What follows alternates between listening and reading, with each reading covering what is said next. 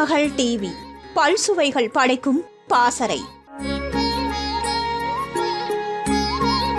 எம்ஜிஆர் முன்பு கால் மேல் கால் போட்டு அமர்ந்தது ஒரு குற்றமா? நண்பர் எம்.ஆர். ராதா எவ்வளவு சொல்லியும் கேட்காமல் திரைப்படத்திலிருந்து பிரபல நடிகையை வெளியேற்றியுள்ளார் எம்ஜிஆர். அந்த நடிகை யார், என்ன நடந்தது என்பதை குறித்து இந்த பதிவில் பார்க்கலாம். தெலுங்கில் சவுகார் என்கிற திரைப்படத்தின் மூலம் நடிகையாக அறிமுகமான ஜானகி வளையாபதி என்கிற படத்தின் மூலம் தமிழில் 1952 அறிமுகமானார். அடுத்தடுத்து தெலுங்கு, கன்னடம் போன்ற மொழிகளில் தொடர்ந்து நடித்து வந்த இவருக்கு பணம் படுத்தும் பாடு, ஆசையண்ணா, அருமை தம்பி, ஏழையின் ஆஸ்தி, காலம் மாறி போச்சு, சொந்த ஊரு போன்ற தமிழ் திரைப்படங்களில் நடிக்க வாய்ப்பு கிடைத்தன. மேலும் எம்ஜிஆர், சிவாஜி போன்ற நடிகர்களுடனும் இணைந்து நடிக்கும் முன்பே எம்.ஆர். ராதாவுடன் ஒரு சில படங்களில் சவுகார் ஜானகி நடிக்க அந்த படங்களும் மிகப்பெரிய வெற்றி பெற்றது.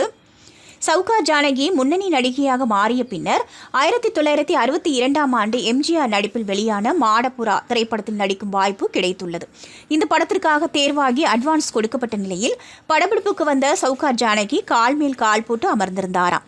அப்போது ஸ்டுடியோ உள்ளே எம்ஜிஆரின் கார் நுழைய மற்றவர்களைப் போல் இவரும் எழுந்து நின்று வணக்கம் சொல்லிவிட்டு பின்னர் மீண்டும் சேரில் அமர்ந்து கொண்டு கால் மேல் கால் போட்டுக்கொண்டு படப்பிடிப்பு துவங்குவதற்காக காத்திருந்தார். எம்.ஆர். ராதாவும் அந்த படத்தில் நடிக்க அவரை அழைத்த எம்ஜிஆர், இந்த பெண் செய்வது எனக்கு சுத்தமாக பிடிக்கவில்லை, மரியாதை இல்லாமல் கால் மேல் கால் போட்டு அமர்ந்திருக்கிறார் என ஏதோ சொல்ல, இதை கேட்ட எம்.ஆர். ராதா, அவர் எங்கோ இங்கிலாந்தில் பிறக்க வேண்டிய இங்கிலீஷ்காரியப்பா, அப்படி உட்கார்ந்திருக்கிறார், அதில் என்ன தப்பு இருக்கிறது, உண்மையில் ரொம்ப நல்ல பொண்ணு என கூறி சவுகார் ஜானகிக்கு சர்டிபிகேட் கொடுத்துள்ளார். எம்.ஆர். ராதா எவ்வளவு சொல்லியும் அதை காதில் போட்டுக்கொள்ளாத எம்ஜிஆர் கால் மேல் கால் போட்டு அமர்ந்த செயலுக்காக சவுகார் ஜானகியை அந்த படத்திலிருந்தே வெளியேற்றியுள்ளார்.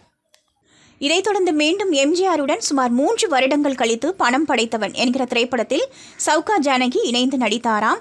அந்த படம் மிகப்பெரிய வெற்றி பெற்ற நிலையில் எம்ஜிஆர் மாடப்புறா படத்திலிருந்து தன்னை வெளியேற்றியதற்காக கண்டிப்பாக வருந்தியிருப்பார் என தன்னுடைய பேட்டியில் கூறியுள்ளார். திருமகள் டிவியை லைக் செய்து உங்கள் நண்பர்களுக்கும் ஷேர் செய்வதுடன் சப்ஸ்கிரைப் செய்து ஆதரவு தாருங்கள்.